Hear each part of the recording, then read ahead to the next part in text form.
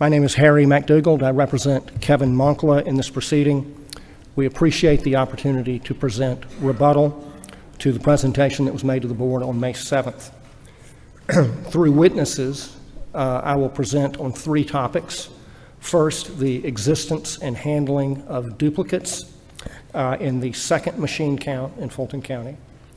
Second, the question of missing ballot images in Fulton County. And third, the complete breakdown of the process controls or chain of custody controls in the election in Fulton and why that matters. Rebuttal on these 3 points is necessary to correct the presentation that was made to this board on May the 7th. The bottom line is that they told you things on those 3 topics: duplicate ballots, missing ballot images, and chain of custody documents that are simply not accurate. The problems are much more serious, profound, and widespread than they would have you believe. The board needs to understand this topic, all 3 of these topics, in order to craft an appropriate response, an appropriate remedy for elections going forward.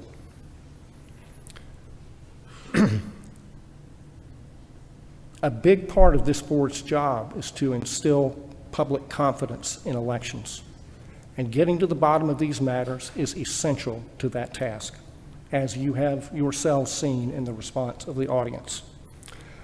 Confidence is not instilled when documented problems are swept under the rug.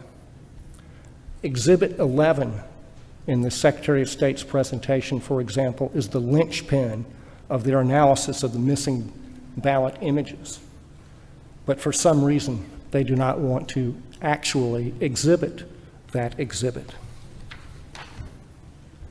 Our witnesses will be Philip Davis on the question of duplicate ballots.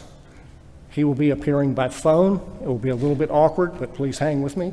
And Mr. Clay Parikh, who is here to testify live. And they will describe in brief terms what they know, how they know it, and why it matters. So at this point, I'd like to call Mr. Philip Davis by telephone.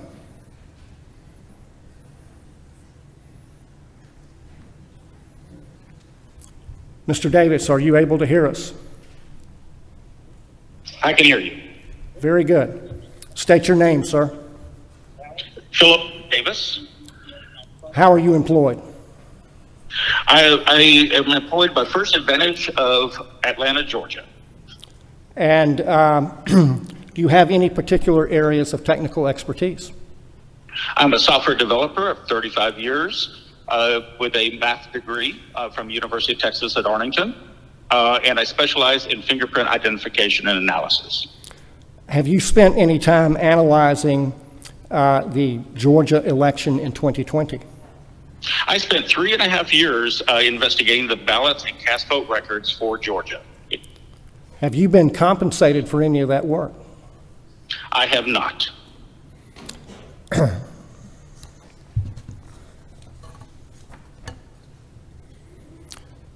Have you undertaken an analysis to determine whether there were any duplicate ballot images in Fulton County? Yes, my analysis was on the recount compared to the original count. All right, After investigating over 70 counties, I found 8,110 duplicate ballots for the entire state. In the 70 counties you've looked at? That is correct. And how many did you find in Fulton County? In Fulton County specifically, I found 550 duplicate ballots in the original count, 3,930 in the second count. Can you briefly describe, and I mean brief, how you carried out this analysis? Absolutely. I grabbed all the cast vote records. I pulled off the first 3 characters of everyone who was voted for, creating a type of fingerprint of that pattern, a voting fingerprint. I then compared the number of occurrences of that pattern in the first count and the second count, and looked at the differences in those occurrences. When the occurrences were 1 extra in a recount and they're in a sequence, those become ballots I would look at. I would then pull up all those ballots and then compare them to the other ones in that same occurrence to see if I can find any extra ballots or any missing ballots. And so through this method, you identified ballots to visually examine and then visually examine them yourself? That is correct. Myself and a few other people did all this analysis. Did you have anyone check your work? Yes, I had a second person do it completely independently from me using the same tools. His name was Joseph Marolda, and then we combined the results at the finish. All right, sir. Now, of these 3,930 duplicate ballots in Fulton County in machine count 2, were those ballots actually counted? Yes, they were. And how do you know that? When we go from the cast vote record, the cast vote record had 528,777 ballots in it. When you compare it to the election night reporting, it was exactly the same number of ballots for both the original and the recount. All right, sir. And why does that indicate they were actually counted? Because the double counted ballots are in the cast vote records. You can go to the cast vote records, view those double ballots, view the images those ballots were based on, and all the numbers add up equal. All right, sir.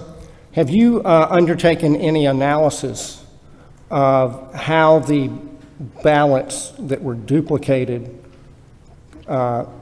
came to be in the duplicate batch? Yes, I have. All I right. found the original ballots and the source ballots that Okay. they came from. And you prepared a slide deck of your, for a presentation of your findings?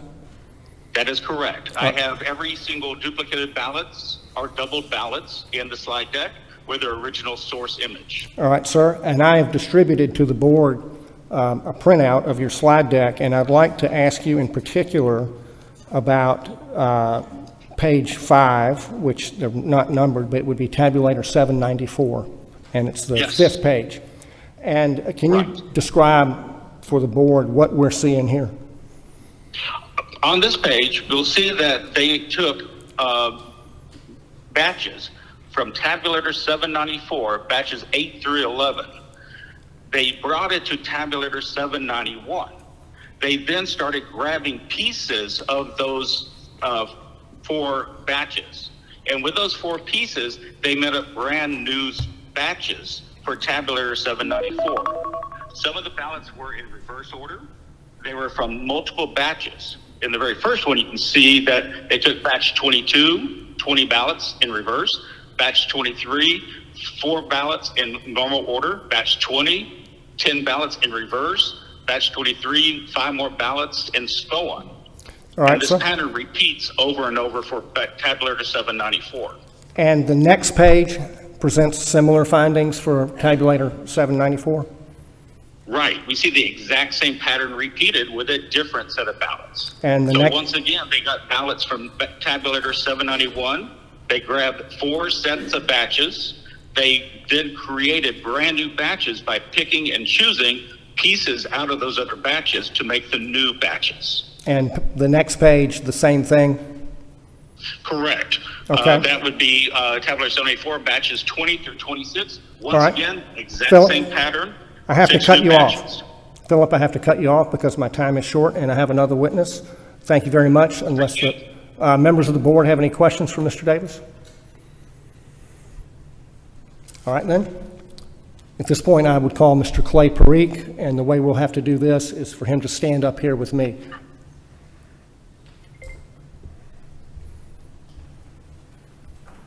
Tell the board who you are.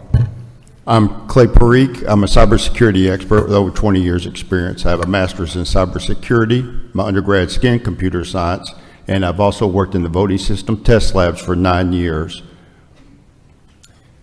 Have you testified before as an expert on these topics? Yes, I have. You attended the May 7th hearing before this board? Yes, I did. Have you analyzed the issue of the missing ballot images in machine count 2 in Fulton County as presented in the Rossi Moncla complaint? Yes, I have. Are there in fact votes for which there are no ballot images in that second machine count in Fulton County? Yes, there are. And how do you know that? Because they're not in the CBR. On the Dominion voting systems machines, is the vote counted from the physical ballot or an image of the ballot? The vote is counted from the image. The way it happens is your paper ballot's inserted, whether it comes from an accessible machine or a regular hand-marked ballot. A picture is taken. That picture is analyzed by the software, and it's just not Dominion's, it's other vendors as well. So that's just the inherent nature of the system. Yes, it is. All right, sir. Now, in light of that, how is it possible for there to be a vote counted for which there is no ballot images? That should not happen, and should not happen because the image should be saved as part of the chain of custody when the ballot is assessed.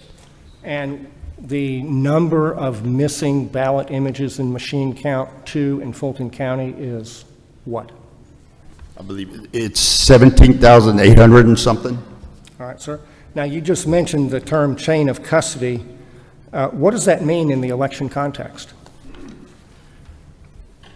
The chain of custody is basically following the path and guarantee that the integrity of the data of the vote is exactly as it is. You start with a sheet of paper, the ballot, that's marked. There's a picture taken. That's part of the chain of custody. Then there's what's called a shaw file, which is the integrity of said image that's taken. And as it goes through, goes onto a USB disk or SDK card, gets transferred to a database, and then is transferred. Every step along that path until the final results are published is considered the chain of custody. And as a forensic investigator, myself, every part of that chain of custody has to be preserved. All right, sir. In Fulton County in 2020, were there any issues with the chain of custody? There were multiple issues with the chain of custody. What is the significance of that, if any, in light of the issues that we see with duplicated ballots and missing ballot images?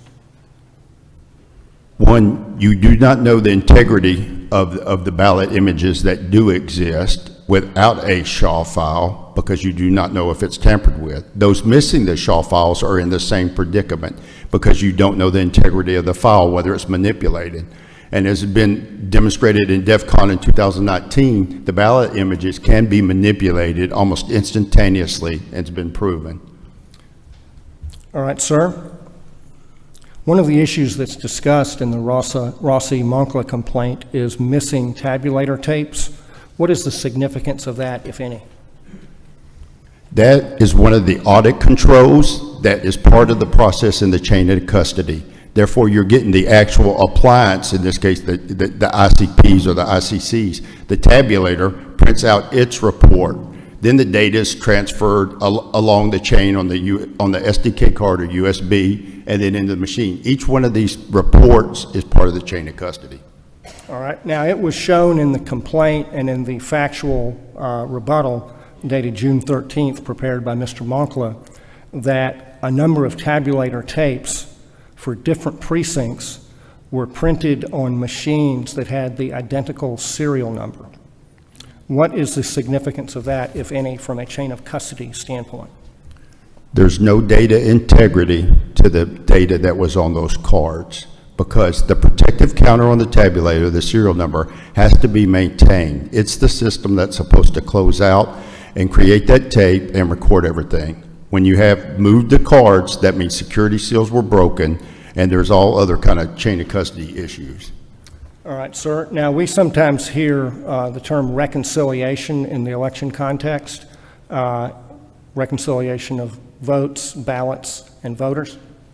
Can you describe the significance of that and whether that was followed in Fulton County?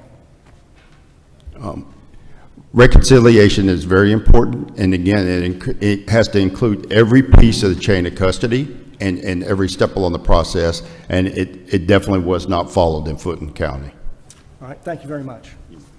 So I've got less than a minute. In closing, for remedial measures, there needs to be an independent monitor, an independent investigation. You cannot rely on the investigative reports given to you by the Secretary of State's office. They are sweeping things under the rug. You get an independent investigator, and you got a better chance of finding out what happened. And there needs to be very prompt, if not night of or next day, disclosure of the reconciliation records on a precinct by precinct basis so that the public can double check the work of the county, which has been proven to be grossly deficient in multiple respects. Thank you very much.